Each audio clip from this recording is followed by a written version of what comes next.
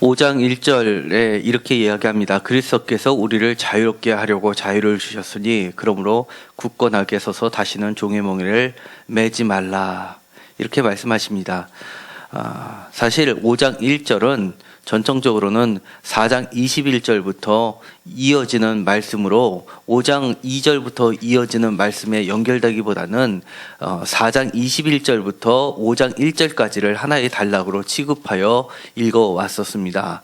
그래서 성경책에 보면 조그마한 제목들을 달아서 단락 구분을 하는데 4장 21절부터는 하갈과 사라라는 제목을 가지고, 그리고 5장 2절부터는 그리스도의 자유와 사랑이라는 제목을 가지고 5장 15절까지를 이어지고 있습니다. 그러나 저는 맨 처음 성경이 쓰여졌을 당시에는 장과 절이 구분되지 않았고 전부 다 붙여서 띄어쓰기가 없이 글씨가 쓰여져 있었습니다. 저는 지금의 단락 구분보다는 오히려 5장 1절을 5장 2절부터 시작되는 단락으로 붙여서 5장에 이어지는 이야기로 읽는 것이 더 하나님의 은혜를 깨닫는데 도움이 될 것 같아서 그렇게 읽도록 하겠습니다. 왜냐하면 고대 글쓰기에서 수미상관법이라는 중요한 문학적 형태를 띠게 됩니다. 중요한 틀을 만드는데 똑같은 단어를 앞과 뒤에다 배치를 하고 그것을 틀을 형성해서 가운데 내용을 설명하는 형식입니다. 그런데 5장 1절에는 이렇게 되어 있습니다. 자유와 종이란 자유인과 종, 노예를 비교하면서 그리스도께서 자유를 주셨고 그 자유로 종의 머리를 매지 말라라고 이야기하고 5장 13절에 다시 한번 자유와 종을 이야기하고 있기 때문에 그렇습니다. 형제들아 너희가 자유를 위하여 부르심을 입었으나 그러나 그 자유로 육체의 기회를 삼지 말고 오직 사랑으로 서로 종노릇하라라고 하면서 다시 한번 자유와 그리고 종을 비교하고 있습니다. 그리고 2절부터는 보라 나 바울은 너희에게 말하노니 라고 하면서 다시 한번 13절에 형제들아 라고 이름을 부르면서 이야기하는 것을 봐서 5장 1절 자유와 종의 이야기는 5장 13절에부터 14절 15절까지 이어지는 그 전체를 향한 틀을 형성하고 있다고 볼 수 있습니다. 오늘은 주일 성수 주일로 지키게 됩니다. 우리가 가끔은 매주 황금 같은 휴식 시간에 주일날 나오는 것 자체가 매우 어렵게 여기는 사람들이 점점점 많아지는 것 같습니다.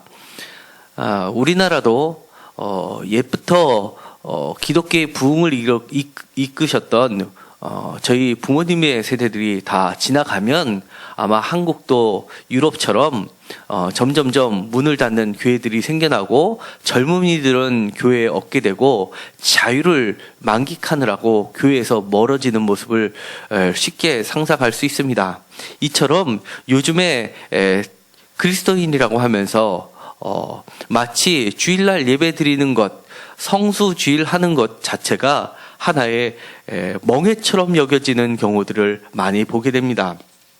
심지어는 젊은이들 가운데서는 내가 하나님을 믿고 예수님을 구주로 받아들여서 믿고 예수님 말씀대로 살기만 하면 되지 꼭 율법에 매이는 것처럼 매주 주일날 교회에 나와서 예배를 드려야만 되냐. 그것은 성경에서 이야기하는 것처럼 자유를 주신 예수님의 뜻에도 반하는 것이다 라고 주장하는 젊은이들이 늘어나는 것 같습니다. 그러나 오늘의 이 말씀은 그런 잘못된 생각을 바로잡는 데 매우 도움이 되고 중요한 지침이 될 수 있습니다. 오늘의 말씀에서는 예수님께서 어떻게 우리들에게 자유를 주셨고 그 자유를 어떻게 적용하면서 우리의 삶 가운데 살아야 되는지를 가르쳐주는 중요한 말씀입니다.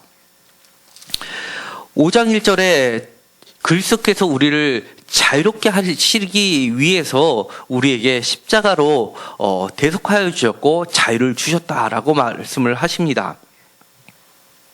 그런데 그 자유를 설명함에 있어서 5장 2절에 할례 이야기를 유대인들에게 꺼내게 됩니다. 이것은 유대인에게도 적용하는 말이고 또 유대파 그리스도인을 향한 말이기도 합니다.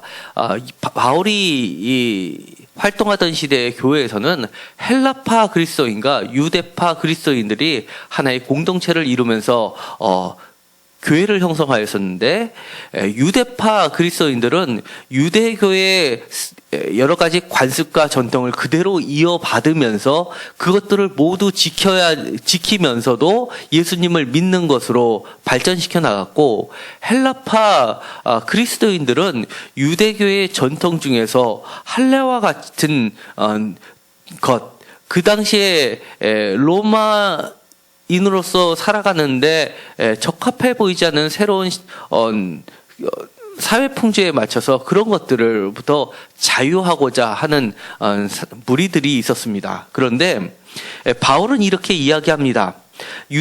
유대교의 전통을 따르면서 유대의 모든 관습을 지키면서 그리스도를 믿고자 하는 사람들에게 대표적으로 유대교의 율법을 할례라는 이름을 가지고 문제 제기를 하고 있습니다. 할례는 비록 하나의 중요한 율법 중에 하나임에도 불구하고 마치 유대교에서는 모든 율법을 대표하는 것처럼 여겨졌습니다. 왜냐하면 오늘날의 기독교인들이 세례를 받아야지만 기독교인이라고 하는 것처럼 유대인들은 유대교인이 된다는 것은 반드시 할례를 받아야지만 유대인으로서 인정해 주었기 때문에 그렇습니다. 물론 지금도 꼭 세례를 받아야지만 구원을 받느냐, 구원은 세례를 받았다고 구원이 보장되는 것은 아니다. 예수 그리스도를 믿는 것이 구원을 보증해 준다라고 이야기할 수는 있겠지만, 마찬가지로 그 당시에서도 할례가 반드시 구원을 보장해 주는 것, 그리고 하나님의 의를 보장해 주는 것은 아니지만, 그렇다고 지금 세례를 무시할 수 없는 것처럼 할례 또한 그들에게는 무시할 수 없는 매우 중요한 표식이었습니다. 그러니까 유대교 밖의 사람들이 유대교 안으로 들어올 수 있는 경계선과 같은 역할을 바로 할례가 했던 것이고, 유대인과 비유대인을 가르는 중요한 것이 바로 율법이라는 토라라는 규정을 가지고 있었던 겁니다. 그렇기 때문에 할례는 곧 율법, 토라를 상징하기도 했습니다. 그래서 바울은 이 할례의 문제를 가지고 율법과 그리스도의 은혜를 이야기하고자 하는 것입니다. 마찬가지로 할례 이야기를 꺼내면서 마지막 13절에 자유와 종노릇을 이야기하면서 그거에 대한 근거로 14절에도 율법을 이야기합니다. 그러면서 그 율법 중에서 과거의 유대교에서는 할례가 온 율법 전체를 대표하는 것처럼 3절에 보면 그는 율법 전체를 행할 의무를 가진 자라라고 하는 것처럼, 할례가 율법 전체에 대한 의무를 예표하는 것처럼 바울은 그리스도의 자유를 율법 전체, 온 율법을 상징하는 것이 할례가 아니라 14절에 보면 온 율법은 내 이웃 사랑하기를 내 자신같이 하라 하신 한 말씀에서 이루어졌나니 라고 하면서 한 말씀인 곧 내 이웃 사랑하기를 내 자신과 같이 하라라는 말씀에 집중하고 있는 겁니다. 이 5장 1절부터 5장 2절까지 이어지는 틀은 13절, 14절, 15절까지 틀을 형성하고 있는 프레임과 같은 역할을 하는 겁니다.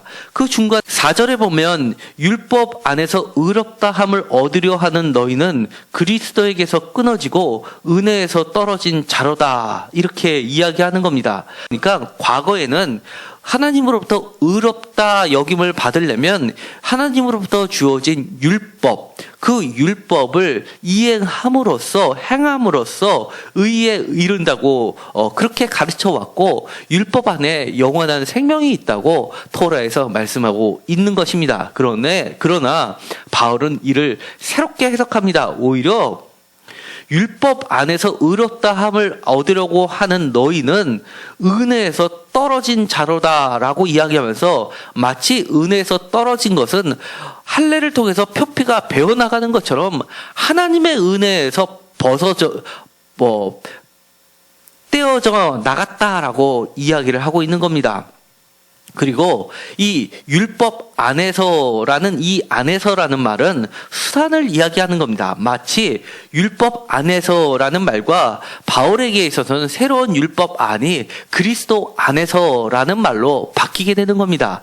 그리스도의 안에서라는 말은 그리스도의 영으로 수단이 되고 또 그리스도의 영은 하나님의 영으로 또는 성령으로라는 말하고도 일맥상통하게 됩니다. 그러면서 이 그리스도 안에서 자유인이 되었기 때문에 성령으로 믿음을 따라 의의 소망을 기다리는 자가 바로 우리라고 5절에서 이야기합니다. 우리가 성령으로 믿음을 따라 의의 소망을 기다리노니라고 이야기합니다.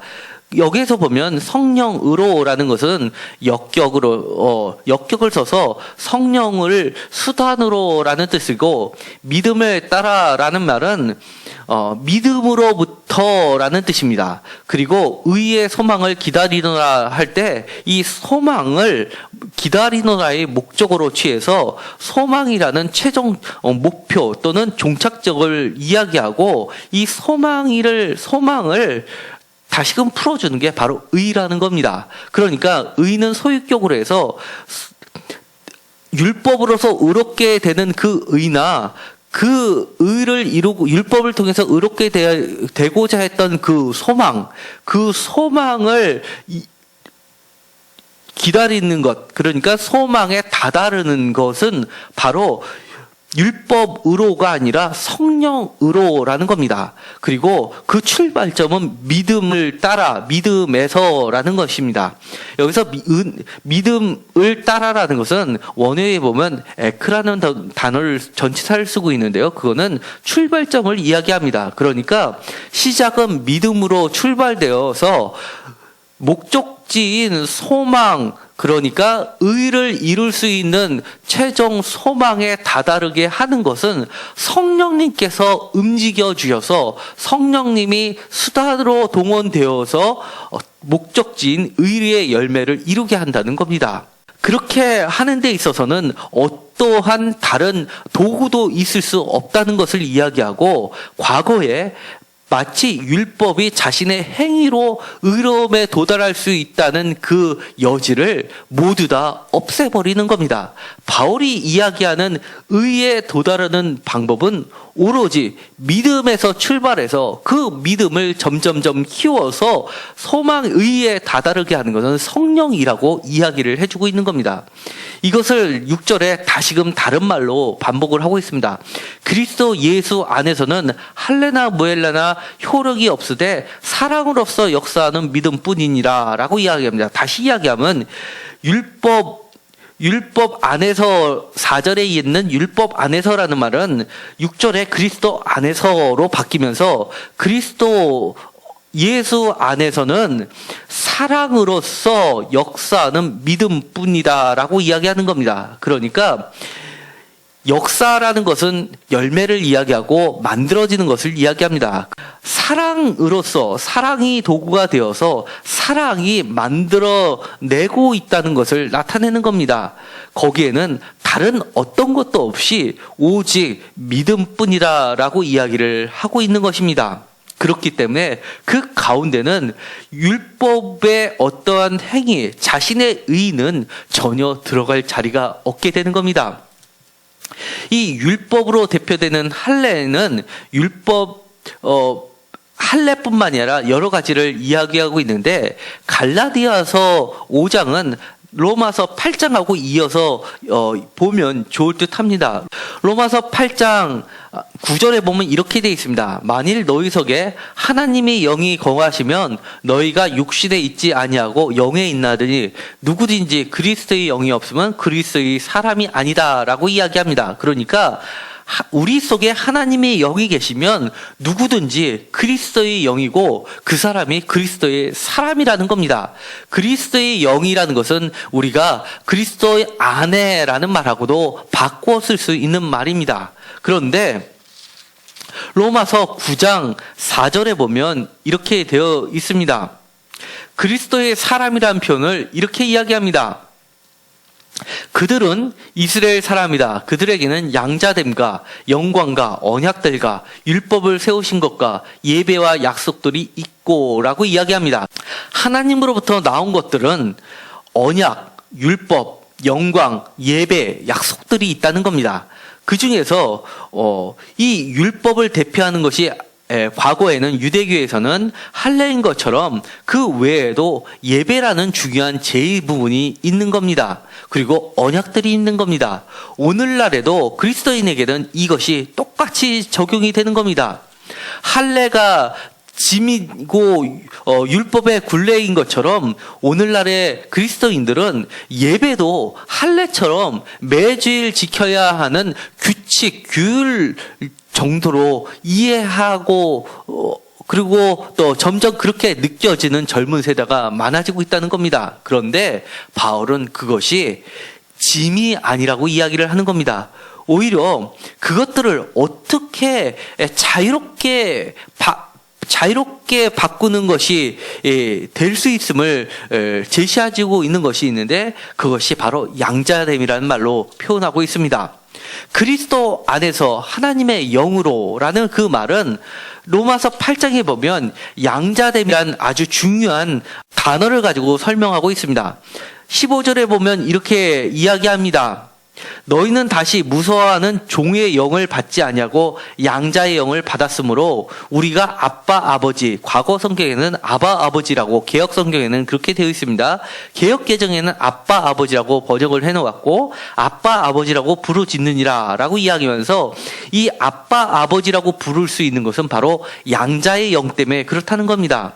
그리고 아까도 이야기했던 것처럼 14절에 나와 있는 것처럼 무릇 하나님의 영으로 인도함을 받은 사람은 곧 하나님의 아들이라 라고 함으로써 양자의 영을 받은 사람은 곧 하나님의 아들이 된다라고 이야기를 하는 겁니다. 갈라디아서 5장 1절에 자유함과 종하고의 비교를 했었던 것은 바로 로마서 8장에도 같은 개념을 가지고 설명하고 있는 겁니다. 우리는 과거에 종의 아들, 노예의 아들이라고 했지만 이제는 노예와 종의 아들이 아니라 육신의 아들이 아니라 하나님의 아들이라고 부르는 겁니다. 하나님의 아들, 양자됨은 두 가지의 커다란 특징이 있습니다. 하나는 신분의 변화를 이야기합니다. 종에서 아들로 신분이 바뀌었고 그거에 대한 증표로서 비로소 아버지라고 부를 수 있게 된다는 겁니다. 두 번째 중요한 이야기는 17절입니다. 자녀이면 또한 상속자 곧 하나님의 상속자여 그리스도와 함께한 상속자니 우리가 그와 함께 영광을 받기 위하여 고난도 함께 받아야 할 것이니라 라고 되어 있습니다. 두 번째 중요한 것은 바로 상속권입니다. 상속권을 통해서 노예는 주인으로부터 전에는 삭슬 받았지만 이제부터는 주인이 아니라 과거 주인이었던 자가 지금은 아버지가 되어서 아버지의 재산을 유산으로 받을 수 있는 재산권을 받게 된다는 겁니다. 그리스도인에게는 그 상속권이라는 것이 바로 하나님의 영광, 그리스도의 영광을 받는다라고 이야기를 하는 겁니다. 영원한 생명을 약속받았다는 것입니다. 그렇기 위해서 그런 유산을 받기 위해서는 고난도 함께 받아야 된다고 이야기하는 겁니다. 그러면서 21절에 이야기하면 이렇게 되어집니다. 그 바라는 것은 피조물도 썩어짐의 존노릇한 데서 해방되어 하나님의 자녀들의 영광의 자유에 이르는 것이니 라고 되어 있습니다. 그러면서 23절에 보면 우리 곧 성령의 처음 익은 열매를 받은 우리까지도 속으로 탄식하여 양자 될 것 곧 우리 몸의 속량을 기다리더라. 우리가 소망으로 구원을 얻었음에 보이는 소망이 아니니 보는 것을 누가 바라리요 라고 이야기를 합니다. 그러니까 성령의 처음 익은 열매가 바로 예수 그리스도로 인하여서 해방된 우리들이라고 이야기하고, 그것을 속량 또는 구원이라고 이야기하면서 다른 말로 그것이 곧 상속권의 축복이라고 이야기를 하고 있는 겁니다. 갈라디아서 5장 1절에 가면 이렇게 이야기합니다. 바로 그런 자유를 주셨기 때문에 이 자유로 인해서 이제는 과거로서의 종의 멍에를 매지 말라라고 이야기를 합니다. 이제는 사랑으로서 스스로 종노릇하라라고 이야기합니다. 과거에는 억지로 종의 멍에를 맬 수밖에 없었다면, 이제는 스스로 사랑으로서 서로 종노릇, 사랑의 종이 되라고 이야기합니다. 얽매이지 말고 자유롭게 사랑으로 섬기라라고 이야기하는 겁니다. 그렇기 때문에 이제는 은혜에서 떨어진 자가 아니라 은혜에서 붙은 자, 은혜로부터 열매 맺는 자가 될 수 있다는 겁니다. 13절에 보면 이렇게 이야기합니다. 너희가 자유를 위하여 부르심을 입었나니 라고 이야기합니다. 우리는 분명하게 자유를 위하여 부르심을 입었습니다. 부르심을 입었다는 표현은 바울은 택하심을 입은 자라고 표현하고 있습니다. 그리고 그러나 그 자유로 인해서 육체의 기회를 삼지 말라고 합니다. 왜냐하면 육체의 기회를 삼는 자는 다시금 종의 멍에를 매는 것이기 때문에 그렇습니다. 그런 육체의 기회로부터 자유롭게 하기 위해서, 자유자로 만들기 위해서 예수 그리스도께서 5장 1절에 자유를 주셨으니라고 이야기합니다. 이 자유를 주셨으니라는 것은 문법적으로는 아오리스트라는 문법을 사용하는데, 이것은 이례적인 사건을 나타낼 때 씁니다. 예수 그리스도의 십자가 사건, 이례적인 사건을 통해서 이미 우리를 예수님께서 자유자로 해방시키셨다는 것을 이야기합니다. 그렇기 때문에 우리는 지금 우리의 삶의 형태가 아직도 종의 멍에를 메고 있는 것처럼 보인다 하더라도 우리의 신분은 양자됨에 있고 우리의 신분은 자유함에 있기 때문에 이제부터는 그것을 벗어버리고 너희 받은 그 특권을 충분히 활용하여 자유롭게 사랑의 종이 되라고 이야기를 하는 겁니다. 로마서 8장에 이야기하는 것처럼 하나님의 선으로부터 출발한 이 예배, 이것이 오늘날 우리에게, 그리스도인들에게 더 이상 짐이 되지 않기를 간절히 소망합니다. 더 이상 그것이 짐이 아니라 은혜의 자리가 되기를 원합니다. 남이 억지로 너는 구원을 받기 위해서는 반드시 그것을 해야 돼, 주의를 지켜야 돼 라고 규칙으로 얽매여서 주일날 나오는 것이 아니라 정말 자유롭게 하나님을 만나기 위해서, 하나님의 부르심에 응답하기 위해서, 하나님의 더욱 가까이 하기 위해서 스스로 자유롭게 예배 자리에 참석하게 되기를 간절히 소망합니다.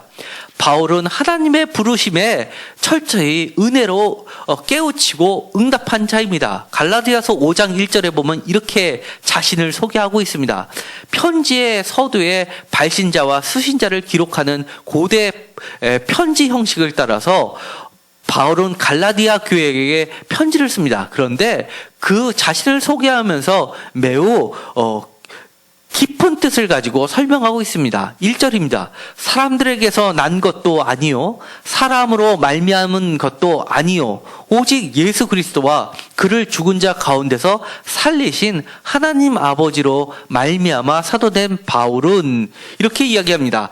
바울 자신은 사도라고 이야기하는데 그 사도를 설명하는 여러 가지 4개의 전치사구를 통해서 소개하고 있습니다. 첫 번째는 사람들에게서 난 것이 아닌 사도입니다. 두 번째는 사람으로 말미암은 사도도 아닙니다. 세 번째는 오직 예수 그리스도와 그를 죽은 자 가운데서 살리신 하나님 아버지로 말미암은 사도인 겁니다.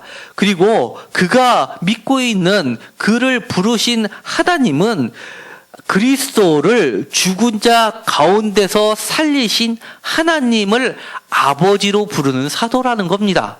이 네 가지 것이 우리 한글 성경에는 에게서 말미암은 가운데서 말미암아라는 표현으로 되어 있지만 원어로는 아주 다른 단어를 쓰고 있습니다. 사람들에게서라는 말은 앞이라는 전치사를 사용하고 있는데요. 그것은 접촉점을 이야기하는 겁니다.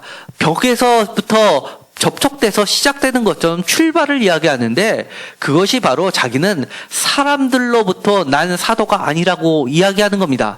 사람들로부터 난 사도가 아니라 그리스도와 하나님 아버지로부터 말미암아 사도되었다고 이야기합니다. 이 말미암아라는 단어는 그 위에 사람으로 말미암아라는 단어와 같은 단어 디아라는 전치를 쓰는데 이 디아라는 전치사는 매개자나 중개자를 이야기합니다. 마치 앞에 있는 사람으로 말미암아라는 말은 여호수아라고 하면 이스라엘 사람들은 가나안 정복의 모세와 같은 지도자로 보고 있습니다. 그런데 그를 설명할 때 모세를 통하여서 모세를 중개 삼아서 모세로 말미암아 여호수아가 세워졌고 그 다음에 엘리사도 엘리야를 매개로 엘리야를 통해서 엘리야로 말미암아 선지자로 세워진 사람입니다. 그런데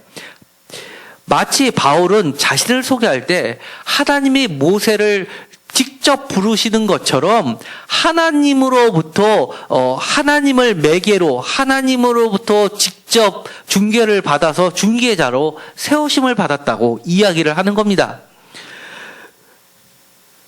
그리고 그 하나님은 죽은 자 가운데서 살리실 수 있는 능력의 하나님, 생명의 하나님이라는 겁니다. 이 가운데서라는 말은 인이란 전치사를 쓰는 게 아니라 에크라는 전치사를 쓰는데요. 이 에크라는 뜻은 속에서부터 나오는 것을 이야기하는 겁니다. 그러니까 프롬의 뜻인데 완전히 죽었던 자를 잠시 정신을 잃었던 사람을 깨우는 게 아니라 완전의 죽음에 빠져 있고 완전히 죽은 자를 이제는 완전한 생명으로 질적인 변화를 통해서 살리시는 그런 하나님이라는 것을 이야기합니다. 그런 하나님으로부터 말미암아 사도가 되었다라고 자신을 소개하고 있는데 그것처럼 그 부르심에 맞춰서 우리들도 하나님의 은혜로 성령으로 사랑으로 하나님으로부터 나온 사랑과 성령으로 중개를 받아서 그렇게 너희도 은혜의 자리까지 자라라고 이야기하는 겁니다. 그래서 그것이 더 이상 종이나 얽매임이나 구속이 아니라 자유롭게 섬기는 종의 노릇을 할 수 있다는 겁니다. 그러니까 완전히 다른 내용을 전하고 있는 겁니다. 이제는 우리가 더 이상 율법의 아래에 있게 되는 존재가 아니라 율법을 뛰어넘어서 하나님으로부터 나온 그 선하심에 그리고 8절에 있는 것처럼 너희를 부르신 이에게서 난 그것을 쫓아 사는 존재들이 되었으면 좋겠습니다.